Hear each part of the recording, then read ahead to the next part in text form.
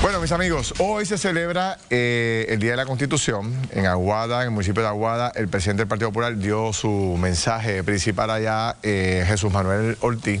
Pero tengo un panel aquí un poco para hablar sobre el futuro de Lela y también sobre cómo se resuelve este problema ideológico en Puerto Rico. Aquí está el exgobernador Aníbal Acevedo Vilá. Don Aníbal, saludos, bienvenido. Saludos. Don Juan Dalmau, el ex candidato a la gobernación por el PIB. Saludos. Y el presidente del Partido Republicano, don Ángel Cintrón. Buenas noches, un privilegio. Encantado de tenerlo a los tres. Bueno, más allá de lo que haya pasado, y ya mismo vamos a poner unos visuales de lo que ha ocurrido en Aguada, ¿no? Con el planteamiento de Jesús Manuel en su primer mensaje como presidente del PPD.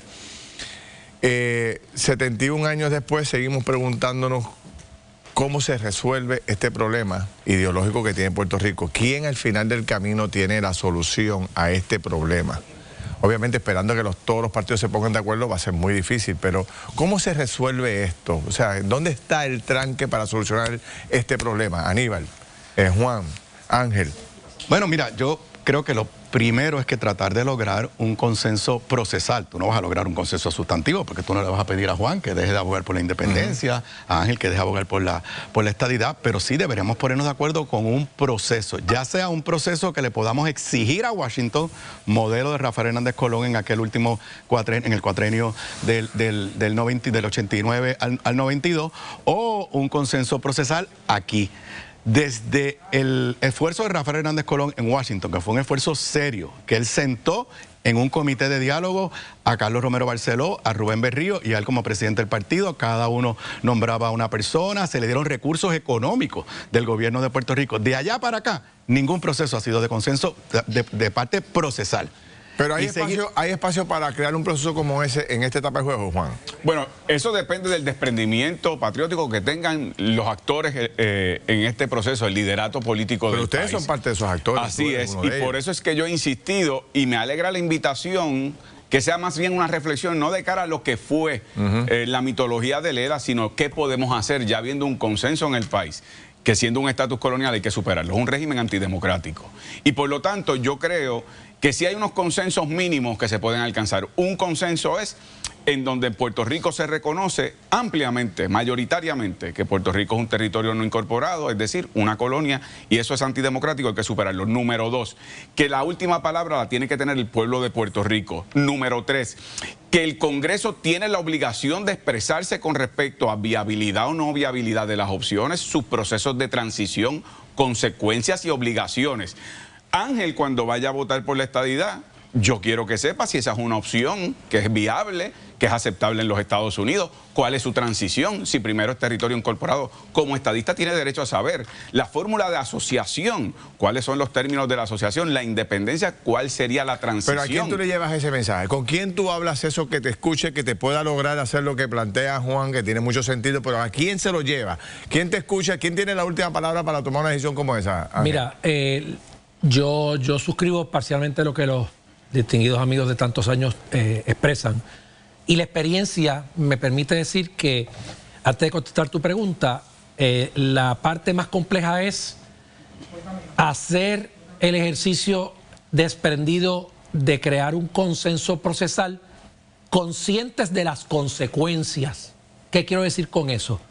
No es lo mismo decir yo estoy dispuesto a sentarme a negociar para resolver esto, consciente de que mi fórmula puede ganar, pero también consciente de que mi fórmula puede perder. Porque ya yo viví eso en unos ejercicios del Colegio de Abogados hace años atrás, donde se llevaba a cabo una dinámica como la que estamos hablando aquí. Y es de todos los grupos ideológicos. Aníbal está consciente de eso porque yo he estado muy activo en el Colegio de Abogados por muchos años. Hasta el día que yo les dije, pero ustedes están conscientes que en las urnas la estadía es la que va a ganar. Y hubo un silencio sepulcral porque entonces era la realización interna de, estoy cooperando con el proceso, pero en realidad mi fórmula puede no ganar al final del camino. Así que el desprendimiento es más profundo de lo que tal vez Juan con mucha honestidad trae aquí. Y si eso se logra, pues yo creo que sí. ¿Y a quién se lo llevamos? A los líderes del Congreso que cambian cada 2 años y hay que tener la consistencia de crear un proceso que sea repetitivo hasta llegar. Por lo tanto, si se sigue confiando en el proceso tradicional de ir a los líderes temporeros que hay en el Congreso, no se va a resolver. Va a tener que haber un proceso de negociación interna en Puerto Rico. Pero si vamos de conjunto es distinto. Mira, hemos escuchado por mucho tiempo que ya Washington tiene una decisión tomada. Miren, la decisión tomada ya es no hacer nada. no hacer nada. Esa es la verdad. No hay la voluntad política de enfrentar el tema del estatus.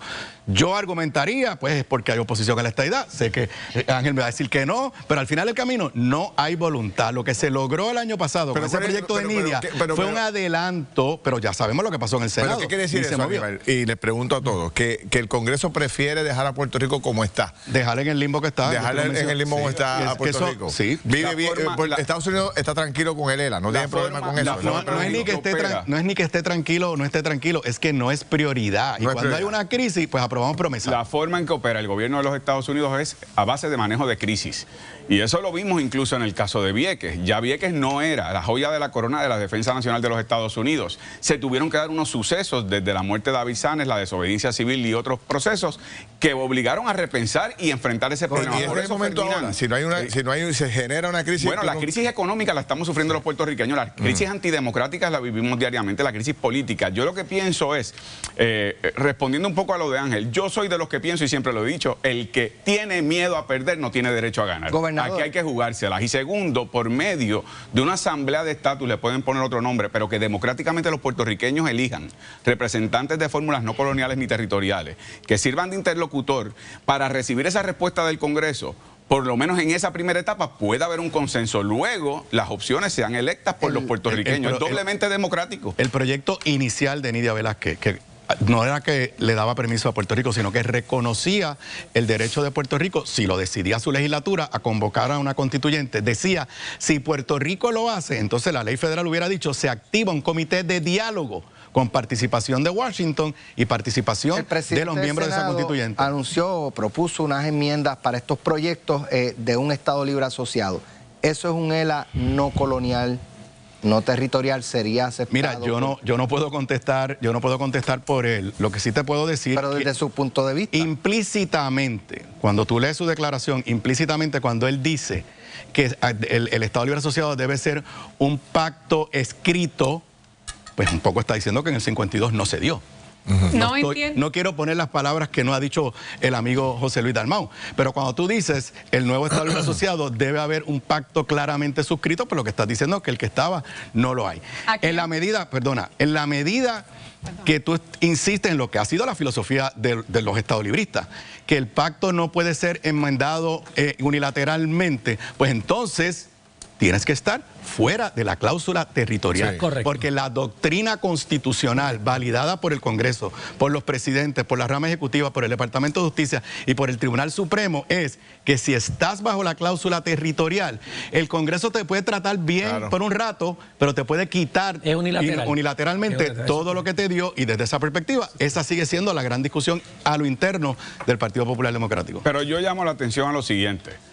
Es importante reconocer que cada vez que se acerca un evento electoral, aquí vienen a ofrecer de todo. Es la cornucopia de las opciones, las definiciones. Yo creo que un examen profundo requiere que aquel que presente una opción diga claramente, ¿es dentro o fuera de la cláusula territorial? Pero eso no va a pasar, Juan. Eso es un primer paso. Eso no va a pasar. Está bien, pero si no queda desenmascarado. Pero lo que quiero decir es que seguir jugando el juego de las elecciones generales dentro de lo que es un tema serio y urgente para Puerto Rico, su descolonización, porque tampoco puede ser con cartulina frente al Congreso. Por ejemplo, tiene que ser un proceso de consenso conjunto en donde podamos lo que hizo José Luis Dalmau no fue otra cosa que buscar el proyecto ad hoc desde el año 67 en adelante, que nunca se implementó por el Partido Popular cuando fue gobierno, y ponerle un título de ELA a algo que es un pacto de libre asociación, porque tú no puedes revocar leyes del Congreso si no eres un país soberano.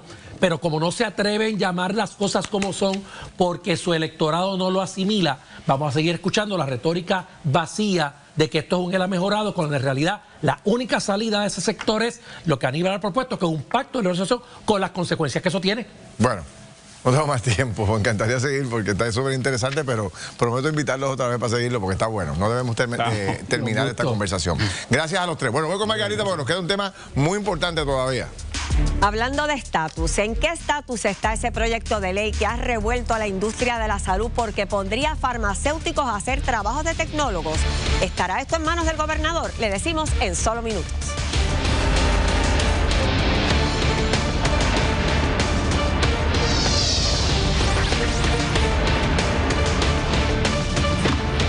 Bueno, mis amigos, hay una nueva controversia, un proyecto de Carmelo Río y Gregorio Matías propone un poco quitarle poderes a los laboratorios y dárselos a las farmacias. Aquí está con nosotros un panel interesantísimo para poder entenderlo. Está con nosotros el licenciado Freddy Vargas, que es el presidente del Colegio de Tecnólogos Médicos de Puerto Rico. Saludos, buenas noches. Encantado de tenerlo aquí. Omaris Laureano, que es la expresidenta del Colegio de Tecnólogos Médicos. Saludos. Y nuestra amiga, la licenciada Rosana Amado, que es la tecnóloga del laboratorio Caparra. Buenas noches. Encantado de tenerlos los tres. Vamos a hablar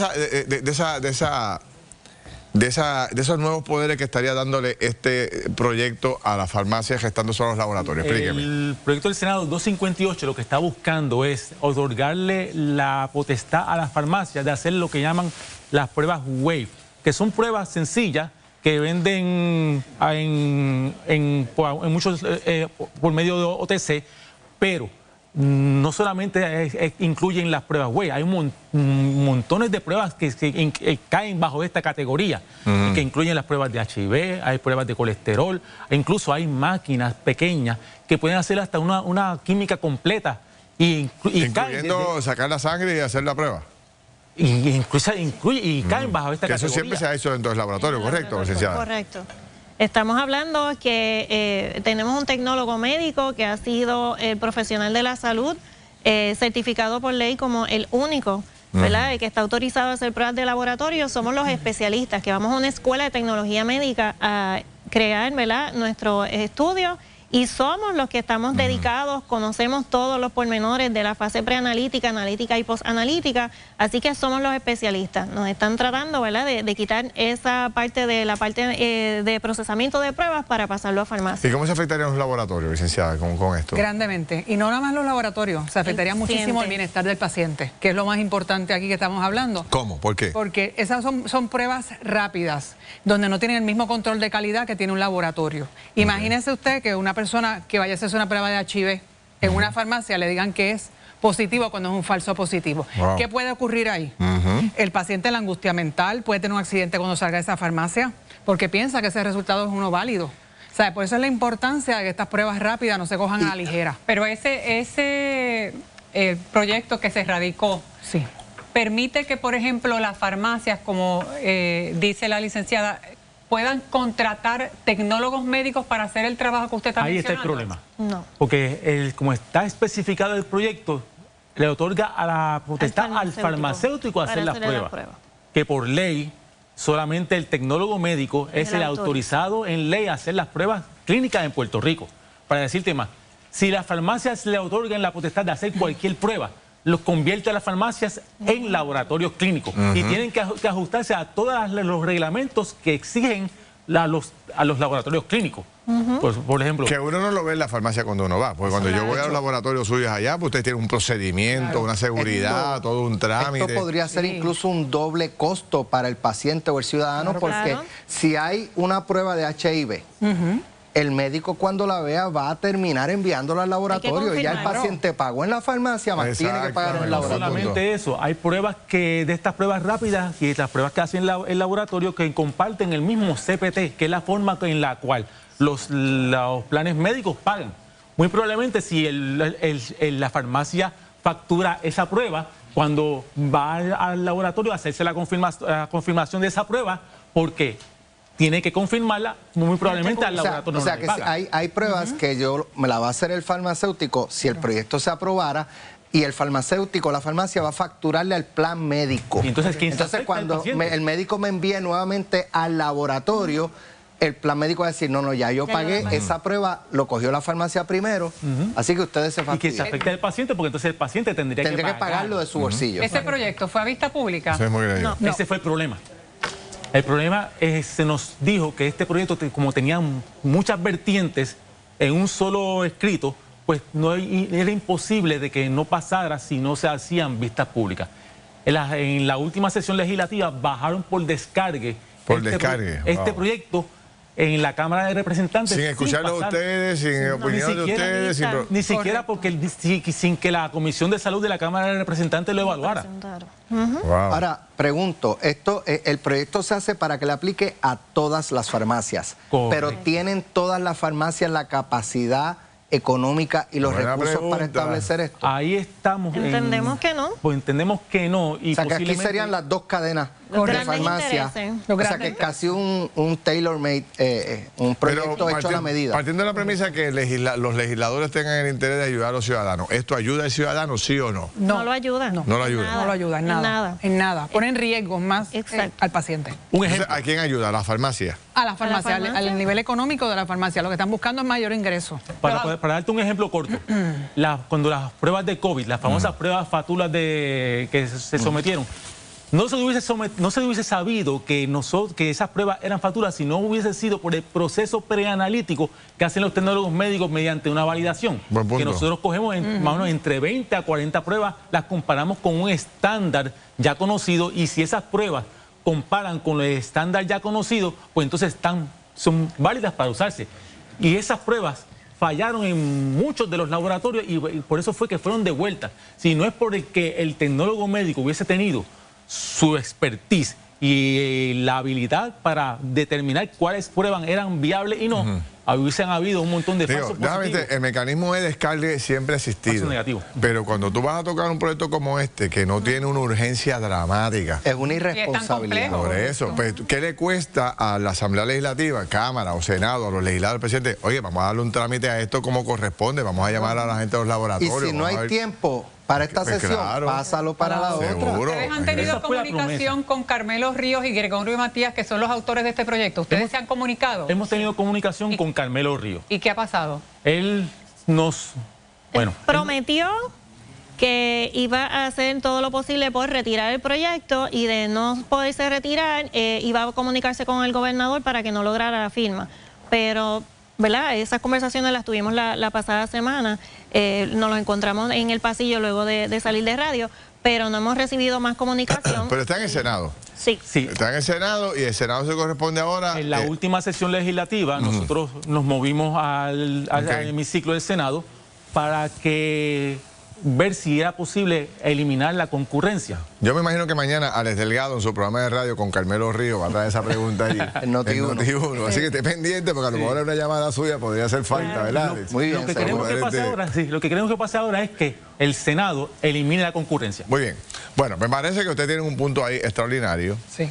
Y aquí el ángulo más importante es ver si ayuda al ciudadano, pero si ustedes mismos, que son expertos en esto, dicen no hay ningún beneficio para el partido, ¿por qué estamos legislando si no hay beneficio para el ciudadano al final del camino? ¿No? Vamos a analizarlo, obviamente, conversaremos con los... Siempre hay quien se beneficia. Siempre hay que se mesa. Correcto. Y no es el ciudadano. Bueno, gracias a los tres. Vamos a ver qué pasa, vamos a monitorearlo y seguimos hablando. Excelente el planteamiento que ustedes hacen.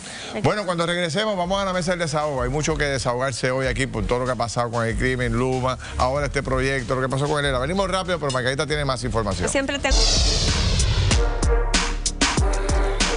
Bueno, llegó el desahogo, señores. La oportunidad que Margarita tiene para disparar. Ese es el desahogo de Margarita. No es cierto. ¿Tiene los 4 minutos para ti o...? No, a todos nos gusta desahogarnos aquí, oye.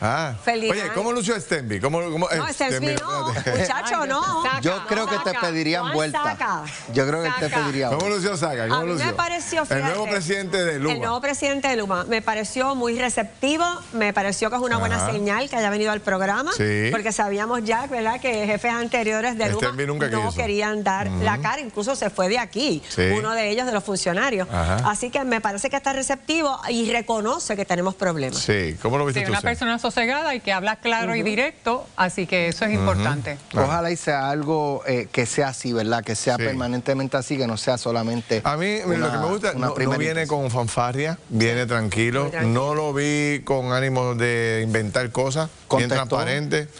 Tú sabes, no nos dio un cuadro tampoco positivo ni alentador, nos dijo, mira, así, muy- hay un largo camino, me pareció pero muy eso es lo que llano. quiere la gente, que le hablen claro y que le resuelvan, ¿no? Y sin embargo, tengo que ser clara, ¿verdad?, en que la encuesta de aquí, la encuesta Claro, en el programa nos dejó saber el descontento de la gente aún.